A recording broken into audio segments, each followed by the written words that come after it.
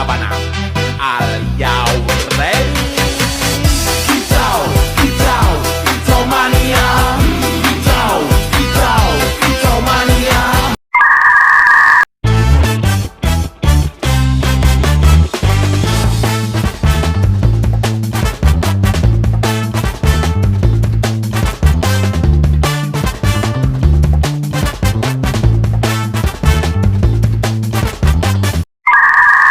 Semuanya, selamat siang dok. Perkenalkan, saya Ranti Talita Septiana dari Prodi Bimbingan dan Konseling bersama teman saya Zahra dan juga ada Amanda.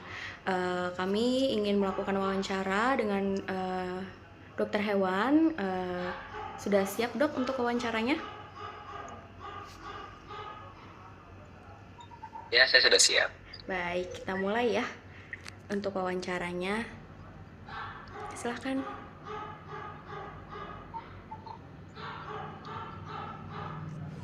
Baik dokter, bisa dijelaskan kan ini dok, apa saja sih tugas utama dari seorang dokter hewan dalam pekerjaan sehari-harinya? Oke, jadi sebelum saya menjawab beberapa pertanyaan dari teman-teman sekalian, saya perkenalkan diri dulu ya. Jadi perkenalkan, nama saya Dokter Hewan Rahul Haji Saksena.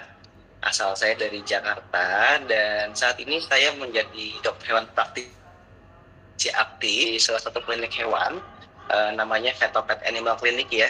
Jadi saya juga membawahi sebagai medical coordinator manager di cabang Depok.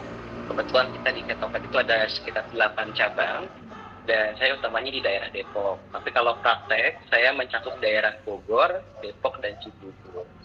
Nah jadi kalau dari pengalaman saya sudah kurang lebih sekitar 5 tahunan ya mengabdi sebagai dokter hewan, dan tugas-tugas yang biasanya saya lakukan itu ada banyak. Jadi tugas dokter hewan itu tidak sesimpel yang dibayangkan oleh orang umum gitu ya, seperti dokter umum hanya memeriksa pasien saja, hanya memeriksa obat saja, tidak.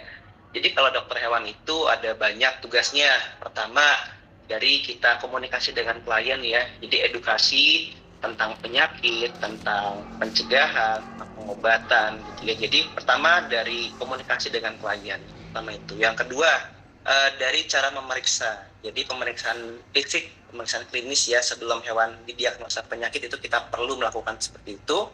Kemudian kita melakukan pemeriksaan penunjang, jadi pemeriksaan penunjang itu meliputi pemeriksaan lab. Jadi ada pemeriksaan lab darah, USG, kemudian ronsen dan yang lainnya. Kemudian tindakan bedah atau operasi, nah itu biasanya dilakukan oleh beberapa dokter hewan yang memang mumpuni buat memiliki skill untuk tindakan tersebut ya. Jadi mungkin tidak semua dokter hewan melakukan, tapi rata-rata minimal dokter hewan melakukan operasi yang basic, yaitu adalah steril, biasanya steril jantan ataupun betina. Jadi tugas dokter hewan cukup banyak, mulai dari komunikasi dengan klien, kemudian pemeriksaan fisik, pemeriksaan penunjang, dan tindakan operasi. Gitu. Oke, pasti ada alasannya nih dok, kenapa dokter bisa milih profesi sebagai dokter hewan. Bisa dikasih tahu nggak dok, apa alasannya? Ya, jadi kalau buat alasan itu simpel aja ya. Pertama, saya itu memiliki keinginan untuk mengabdi dalam kesehatan hewan gitu ya. Tentu dalam konteks ini adalah kesejahteraan hewan yang akan memiliki efek kepada kesejahteraan manusia gitu ya. Jadi bagaimana kita mensejahterakan manusia melalui kesejahteraan hewan gitu ya. Nah, meliputi dari hewan-hewan tersebut ada beberapa macam ya. Jadi ada hewan komoditas, hewan ternak, hewan peliharaan yang memang memiliki hubungan dengan manusia. Jadi saya berkeinginan buat mensejahterakan manusia melalui kesejahteraan hewan.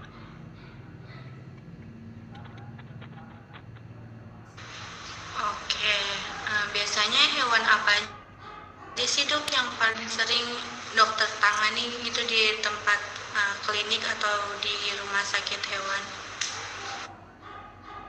Ya, selama saya praktek, sebelum di klinik saya praktek di hewan besar ya. Jadi saya menangani seperti sapi, kambing, domba, ayam, unggas juga ya. Nah, beralih ke klinik, saya melakukan pemeriksaan kepada hewan peliharaan, meliputi dominan anjing dan kucing. Nah, selain itu, saya juga memeriksa hewan eksotik, jadi meliputi dari reptil, burung hias ya, kemudian amfibi seperti kayak katak, atau misalkan ular, reptil gitu ya, jadi banyak, tidak hanya anjing dan kucing. Gitu. Untuk apa? Untuk prosedur pemeriksaan hewan yang ketika sakit datang ke klinik itu bagaimana ya dok?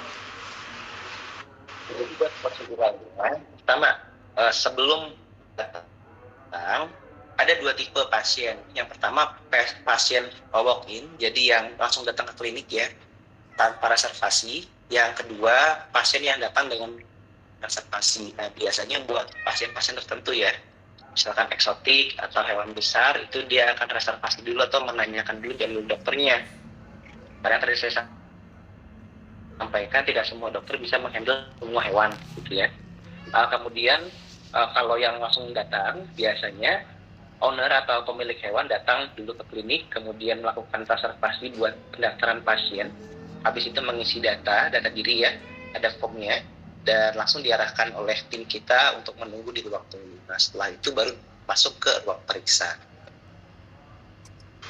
Baik dokter, mungkin untuk pertanyaan dari saya sudah cukup segitu. Akan dilanjutkan bertanya lagi oleh rekan saya Sela ya dokter. Terima kasih. Baik dok, ini saya ingin bertanya, apa aja sih tantangan terbesar dalam menangani hewan yang sudah diperiksa? Hewan yang agresif itu kayak gimana ya? Selama saya praktek, banyak banget tantangan yang saya hadapi ya. Jadi tidak hanya dari hewan ya, tapi juga dari pemiliknya. Jadi kita sebagai dokter hewan juga harus pintar komunikasi dengan pemilik ya. Karena untuk menghindari kejadian miskomunikasi yang bisa berakibat fatal ke depannya ya, baik dalam kita hubungan dengan klien maupun pengobatan dengan pasien. Nah, untuk pasien sendiri namanya hewan itu kan karakternya masing-masing ya. Ada yang jinak, ada juga yang agresif. Nah, biasanya kalau buat hewan-hewan yang agresif, kita menggunakan beberapa metode. Namanya metode restraint atau metode handling ya.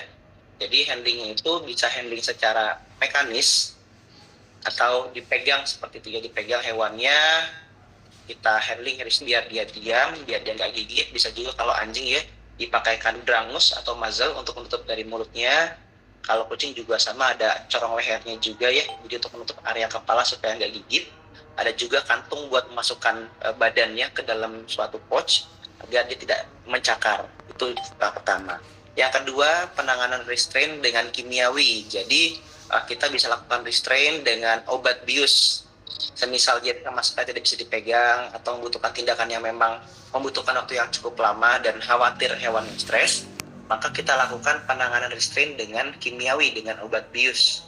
Jadi ada dua, yaitu dengan penanganan dengan mekanis atau fisik, yang dengan kimiawi. Oke, baik. Terima kasih dok buat jawabannya. Pertanyaan selanjutnya, bagaimana caranya dokter berkomunikasi dengan pemilik hewan terkait kondisi hewan peliharaan? Nah, terkadang pemilik hewan juga tidak selalu tahu ya tentang kondisi hewan mereka. Jadi kita juga harus gali informasi nih. Namanya pertama anamnesa. Anamnesa itu kita bertanya kondisi di rumah seperti apa. Coba tolong diceritakan sehari-harinya seperti apa, makannya apa, kondisi pipisnya seperti apa. Jadi kita coba gali informasi dari si ownernya ini terkait kondisi-kondisi selama hewan di rumah. Nah, kemudian baru kita beralih topik ke bagaimana kondisi saat ini. Jadi kita kondisi yang sebelumnya, kemudian kondisi yang real time-nya, misalkan hari ini dok ternyata ada muntah, lesu, nggak mau makan, pupnya diare. Jadi itu tuh yang hari ini. Kalau yang sebelum-sebelumnya kayak misalkan dia makannya merek A dok, gitu ya. Kemudian dia suka main keluar, suka interaksi dengan hewan lain, atau suka makan rumput, itu bisa seperti itu. Jadi namanya anamnesa. Nah, selain anamnesa, kita juga harus memeriksa secara sinyalemen. Jadi sinyalemen itu kita memeriksa pertama identitas pasiennya, kucingnya namanya siapa Bu, laki atau perempuan, jantan atau betina gitu ya. Kemudian apakah dia sudah steril atau belum dan usia berapa. Nah, tentu sinyalemen itu berfungsi untuk kita mengidentifikasi klasifikasi penyakitnya ke arah mana. Misalnya nih, oh ternyata hewannya sudah berumur tua. Jadi kita mengarahkan misalnya ada gejala muntah-muntah gitu ya.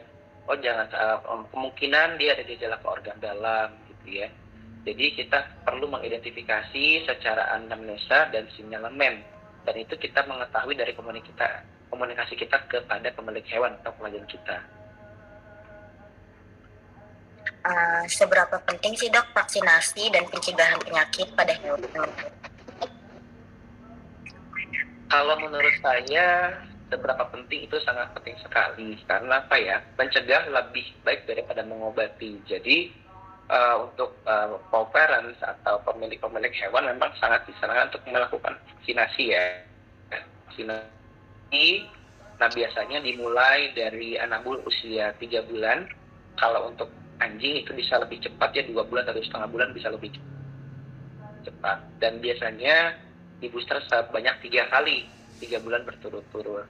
Nah tujuannya apa? Tujuannya untuk memasukkan penyakit yang sudah dilemahkan, virus yang dilemahkan, yang nantinya akan membentuk antibodi kepada hewan tersebut, sehingga resiko terhadap penyakit yang ditujukan itu cukup rendah. Oke, baik. Selama dokter bertugas, apakah ada kasus yang paling berkesan selama Anda menjadi dokter hewan? Untuk kasus cukup banyak sekali ya. Jadi selama saya praktek sekian tahun ini, tentu mulai dari anjing, kucing, eksotik juga cukup banyak. Tapi kasus-kasus yang paling menarik buat saya itu adalah kasus bedah.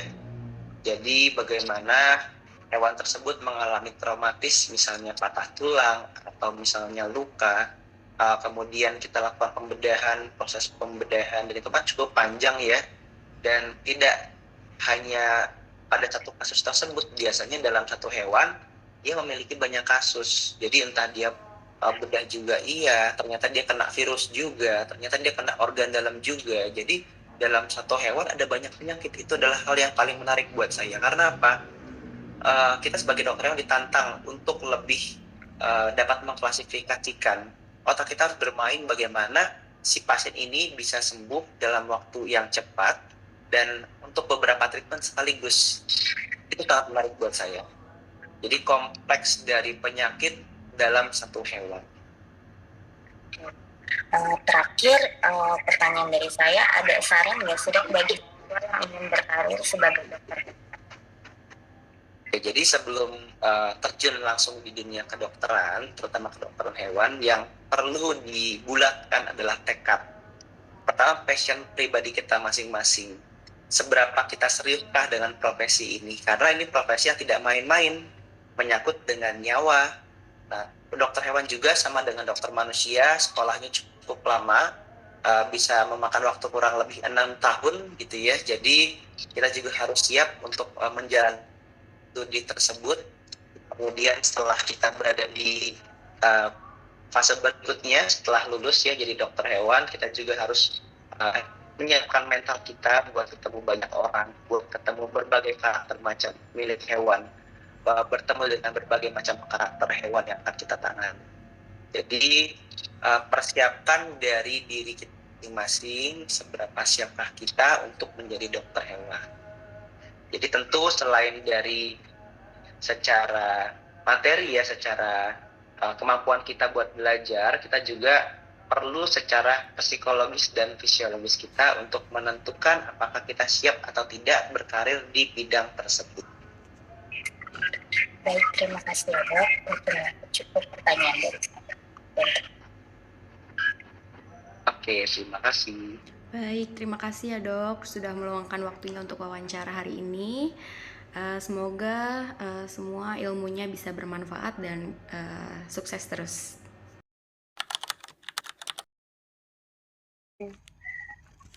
Assalamualaikum dokter, selamat malam dok.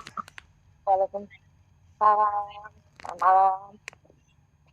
Baik, dokter. Sebelumnya saya ingin mengucapkan terima kasih banyak ya dok, karena telah meluangkan waktunya untuk bersedia membantu proses wawancara ini.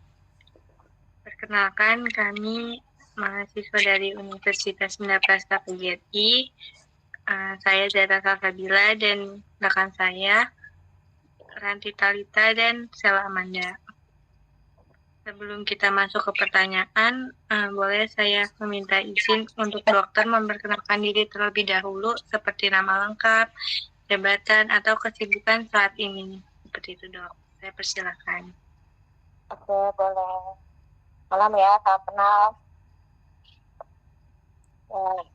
Nama aku Etina Amalia Sari. Aku sebagai dokter umum. Saat ini aku kerjanya di klinik ya.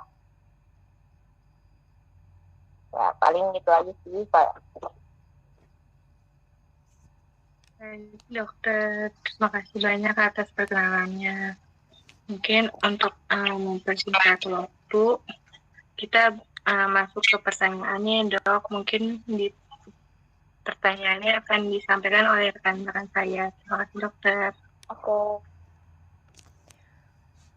Oke dok, aku mau tanya ya, gimana sih untuk tugas utama seorang dokter umum dalam praktiknya sehari-hari? Ya, aku jawab ya.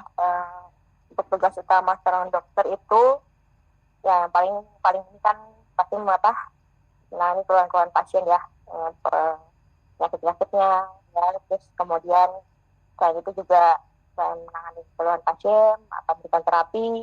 Tugas utama kita juga untuk sebagai pelayanan kesehatan promotif untuk preventif. Ya, kita biasanya edukasi ke pasien-pasien ya, sama kayak kalian maksudnya konseling juga, tapi ini konseling tentang gaya hidup ya, gaya hidup sehat, terus kemudian bagaimana cara mencegah penyakit kayak gitu. Itu juga biasanya kita juga tugas kita ada yang tambahan gitu ya, kalau anak-anak imunisasi biasanya untuk mencegah penyakitnya nanti, lebih ke situ sih biasanya. Oke, terus apa sih alasan dokter itu memilih profesi sekarang gitu sebagai dokter umum? Kalau alasan saya menjadi dokter itu karena waktu kecil ya sampai SMA itu tuh saya termasuk yang agak lemah fisik ya, jadi ya lebih sering kayak bolak-balik ke rumah sakit. Nah seringnya kan pasti bertemu dengan nakes-nakes dokter ya. Nah pada saat itu ya pasti kita kenapa apalagi masih kecil yang anggapnya kayak wah dokter itu keren ya, apalagi kayak pekerjaan yang mulia, saya apa membantu menyehatkan. Terus kemudian ya saya ya bisa sampai kayak sehat kayak gini kan juga karena dokter. Ditambah ya pasti peran orang tua itu support, bener support banget jadi dokter. Jadi ya makanya itu makin membuat pengen banget jadi dokter. Oke, terus aku mau tanya bagaimana proses pemeriksaan pasien dari awal hingga penentuan diagnosis? Kalau proses awalnya itu kalau kita tuh ada yang namanya anamnesis itu namanya wawancara ya, wawancara medis. Jadi itu yang mereka yang keluhan sebagainya dengan detail. Terus kemudian setelah kita udah wawancara selesai, kita melakukan pemeriksaan fisik. Kita periksa dari kepala sampai kaki. Dan nanti kalau sudah periksa, kemudian sudah dapat informasi dari pasien, keluhan-keluhannya dan yang lain-lainnya, itu baru kita bisa dapat menentukan diagnosis yang tepat. Biasanya sih kayak gitu. Kadang kalaupun kita masih agak ini kayak kurang kita masih kayak ini masih ragu lah ya, biasanya kita ada namanya pemeriksaan penunjang, itu kayak USG, ronsen dan sebagainya kayak gitu. Kalian kayak gitu. Oke, kalau penyakit yang sering ditemuin dalam praktik sehari-hari apa nih dok? Kalau penyakit yang sering itu pastinya ISPA ya, infeksi saluran pernafasan atas ya, biasa orang demam, batuk pilek. Terus juga kedua sering itu juga penyakit alergi, gatal-gatal biasanya, merah-merah itu paling sering. Kalau anak kita sama aja saya juga pasti batuk pilek kayak gitu. Oke. Kalau cara menangani pasien dengan kondisi darurat bagaimana dok? Kalau cara menangani pasien kondisi darurat biasanya kita tuh ada yang namanya ABCD, itu airway circulation ya, terus kemudian kita di airway itu kita lihat tuh jalan nafasnya, dari hidung, mulut, pokoknya jangan sampai ada sumbatan atau enggak begitu. Terus kemudian kita breathing ya, pernapasannya kita lihat, kita pakai buat ngecek oksigennya. Terus kemudian kita akan sirkulasi itu lihat ini jantung. Terus, kemudian kita langsung biasanya kalau di IGD itu langsung diinfus biasanya kalau di sana langsung kayak gitu. Terus kemudian nanti masukin terapinya melalui infus itu, obat-obatan biasanya. Itu kalau pada kondisi darurat. Oke. Selanjutnya pertanyaannya dilanjutkan sama rekan saya ya. Boleh. Oke, baik. Kita masuk ke pertanyaan selanjutnya ya, Dok. Seberapa penting sih komunikasi antara dokter dan pasien dalam proses pengobatan itu? Itu sangat penting karena sebenarnya untuk mendiagnosis pasien itu 90% itu dari anamnesis, yaitu dari wawancara. Pemeriksaan itu cuma sebagiannya. Jadi kalau kita berhasil di bagian anamnesisnya, kita kita korek-korek terus di pasiennya, itu biasanya kita dapat gambaran, dia sakitnya ini nih. Nah, tinggal nanti untuk fixnya kita lakukan pemeriksaan. Biasanya sih kayak gitu. Makanya butuh banget komunikasi yang baik kepada pasien gitu. Oke, selama jadi dokter umum ini apa sih, Dok, tantangan terbesarnya untuk menghadapi pasien? Tantangan terbesarnya itu ya, jadi dokter itu biasanya mental ya.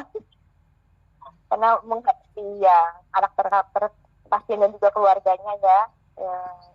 Gimana caranya kita bisa menggali juga informasinya, itu tantangan terbesar banget sih. Karena misalnya ya contohnya kayak saya pasien kejang, biasanya ada mungkin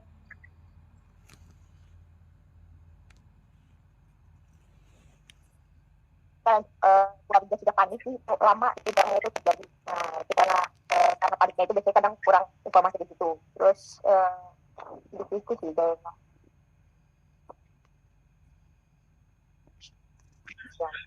Oke, bagaimana cara dokter menjaga ketelitian dalam mendiagnosa penyakit itu sih, Dok? Menjaga ketelitiannya itu dari anamnesisnya. Kalau di kita tuh ada diajarin namanya ada seven anamnesis. Jadi yang pertama konsep, ya kedua kita beberapa tahu berapa lamanya, kapannya, ya, terus kemudian lokasinya terjadi keluhannya, terus kemudian faktor yang memperingan keluhannya, faktor yang mempererat keluhannya, kemudian dari kualitas dan kuantitas dari yang dia rasain, sama gejala yang lain yang dia rasain selain dari keluhan utamanya itu. Biasanya dari kesehatan itu sih yang bikin hasil itu dari situ ya. Kalau kita udah benar-benar ngikutin itu, mengarahkan pasien untuk menjawab pertanyaan-pertanyaan itu sih, biasanya itu membantu untuk ketepatan diagnosis. Oke, apakah dokter pernah bekerja sama dengan dokter spesialis dalam menangani permasalahan pasien tertentu? Kalau iya, boleh tolong dijelaskan. Kalau sekarang sih kalau di klinik sih nggak ada ya. Kalau di klinik tuh biasanya kita tuh kalau cuma rujukan aja. Kan kita cuma konseling ke pasien jadi penyakitnya ini kemana. Tapi kalau memang secara umum di IGD kita pasti bekerja sama dengan dokter spesialis. Biasanya tuh awalnya tuh kita nangani pasiennya dulu, melakukan pertolongan pertama, terus kemudian nanti kita menghubungi dokter spesialis itu melalui by phone, bisa chat, bisa juga telepon. Nah, kita nanti dari proses itu dari chat itu kita jelasin tuh keluhan pasien dari awal datang sampai terakhir yang bisa terapi. Jadi prosesnya seperti itu. Nanti kan dokternya bales, ada terapi tambahan, terus nanti langsung dirawat. Komunikasi kayak gitu sih. Oke, masuk ke pertanyaan. Apa nih sarannya buat siswa yang ingin menjadi dokter umum, Dok? menurut dokter. Dan terakhir sarannya, aduh sebenarnya dokter asal yang paling penting niatnya sih ya, benar-benar harus mau di dokter. Soalnya realitanya banyak sebenarnya paksa dari orang tua dan akhirnya gugur di tengah jalan tuh banyak. Terus kedua tuh karena biasanya kalau udah niat sampai yang penting itu rajin. Pinter itu mengikuti biasanya. Saya asa-asa rajin. Saya kan di dokter itu tuh setiap hari tuh ada ujian. Ini dikit-dikit belajar. Mentalnya juga harus disiapin lah pokoknya. Biasanya kalau udah rajin mah sebenarnya belajar itu kayak udahlah, udah kayak makanan sehari-hari gitu. Kita kayak cuma niat setengah-setengah, biasanya tuh ya agak prosesnya agak jadi berat bawaannya. Ya, itu sama ya pastinya sih kalau dari orang tua finansial ya, karena benar-benar menguras ini banget dompet. Biasa ada rumah-rumah lah. Oke, itu paling kecil sih. Makanya kalau misalnya itu bisa juga kalau finansial, insya Allah kan ada yang namanya beasiswa. Kalau misalnya ya asal tekunnya rajin, jadi SMA-nya itu kan ada jalur-jalurnya, ya bisa lah kalau kan keuangan mah jadi dirinya sendiri sih. Untuk saran untuk siswa, gitu.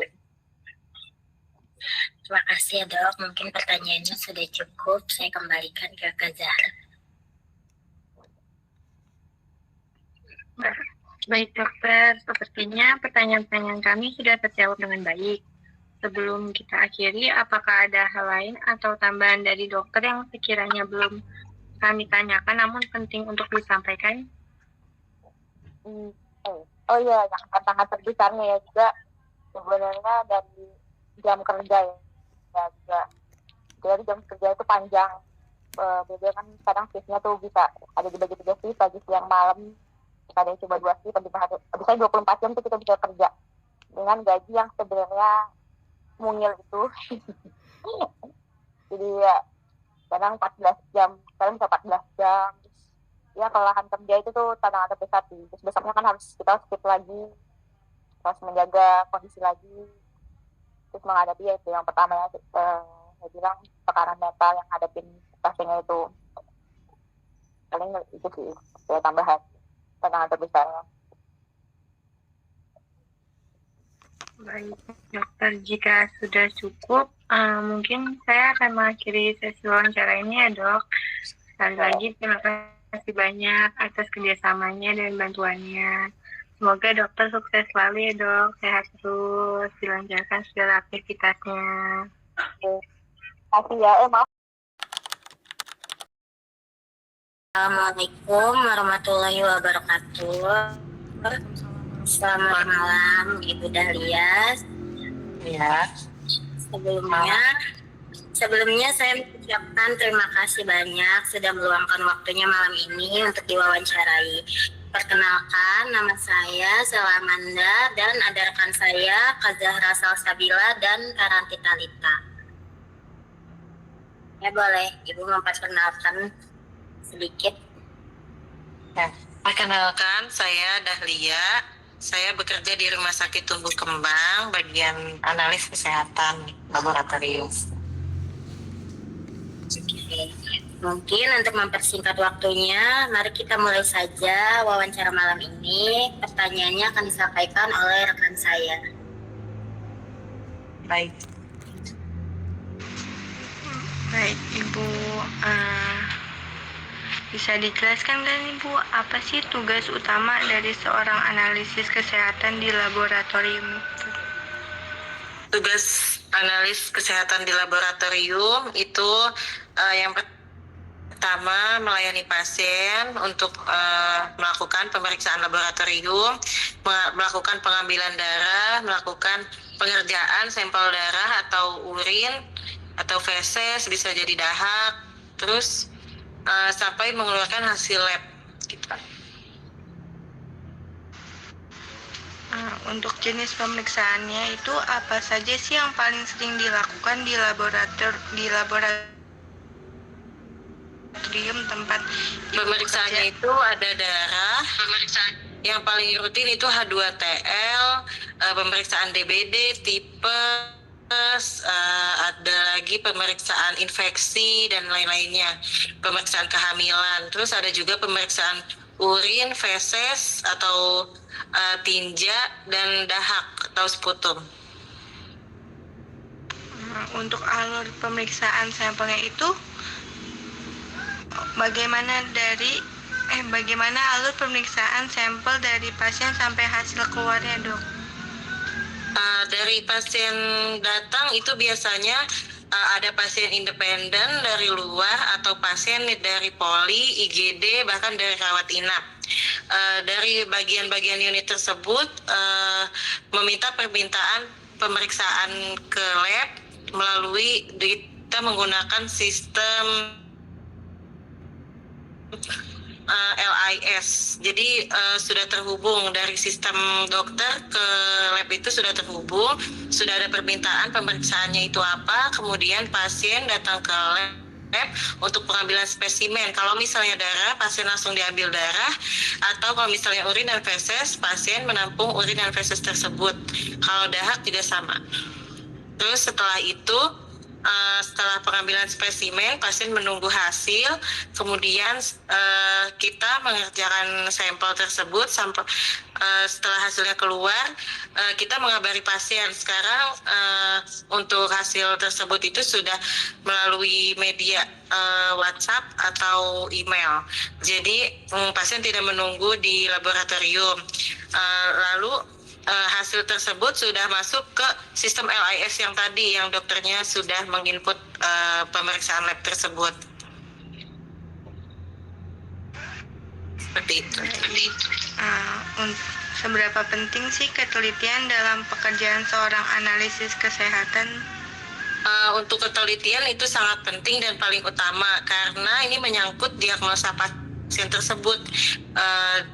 Karena ini sangat penting, bagaimana dokter dapat mendiagnosa atau menentukan penyakit tersebut dari hasil lab ini, gitu. Baik, nah apa tantangan terbesar yang sering Ibu hadapi di laboratorium? Tantangan terbesar itu pasien komplain karena di bagian laboratorium itu sangat resiko dan sulit saat pengambilan darah atau pengambilan spesimen tersebut. Baik, Ibu, untuk sesi tanya jawab selanjutnya akan dilanjutkan oleh rekan saya ya, Bu. Terima kasih banyak. Baik. Kalau misalnya ada kesalahan atau hasil pemeriksaan yang tidak sesuai itu bagaimana?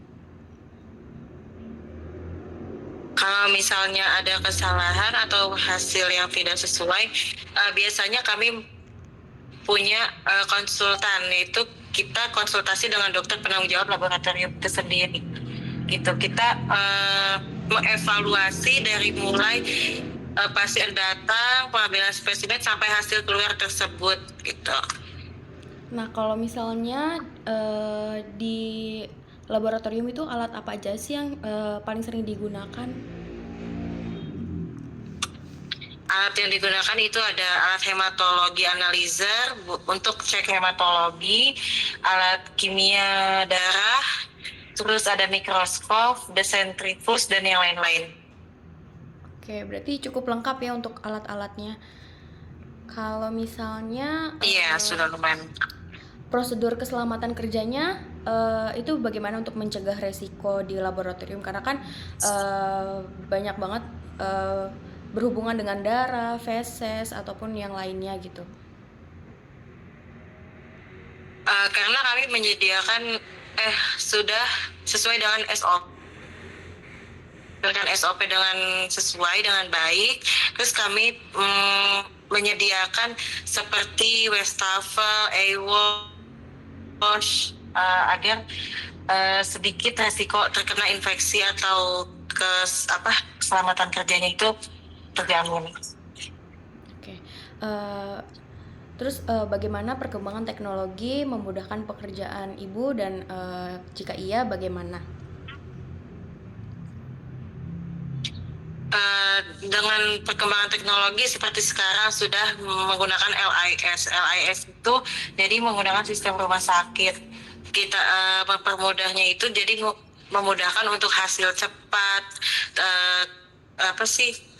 sedikitnya kesalahan dari mulai pilihan pemeriksaan darah sampai hasilnya itu sesuai gitu. Oke, baik. Terus aku mau minta saran ke Ibu bagaimana untuk siswa gitu kan yang ingin menjadi analis kesehatan, karena kan mungkin anak-anak tuh taunya dokter gitu kan yang lebih populer untuk dijadikan cita-cita gitu, atau enggak perawat gitu. Karena kan kalau misalkan analis kesehatan kan adanya di balik layar gitu ya. Jadi bagaimana sih sarannya untuk siswa-siswa yang ingin jadi analis kesehatan?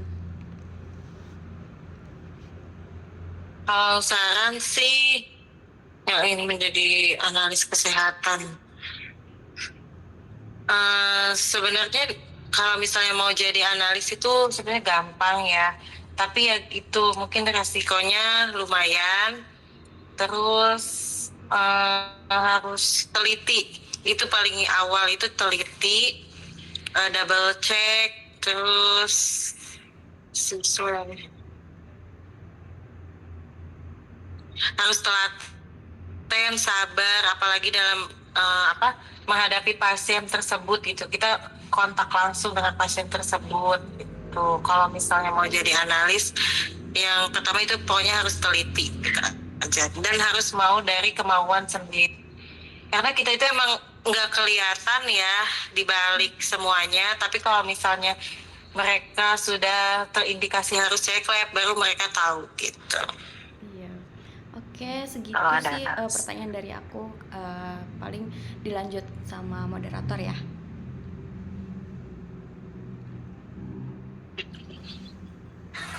Oke, baik. Mungkin udah cukup wawancara malam ini. Saya mengakhirinya mengucapkan terima kasih untuk Ibu Dahlia yang udah meluangkan waktunya untuk wawancara malam ini. Iya, terima kasih sama-sama ya. Terima kasih ya Bu. Sukses selalu. Iya. Terima kasih ya Bu. Iya, sama-sama.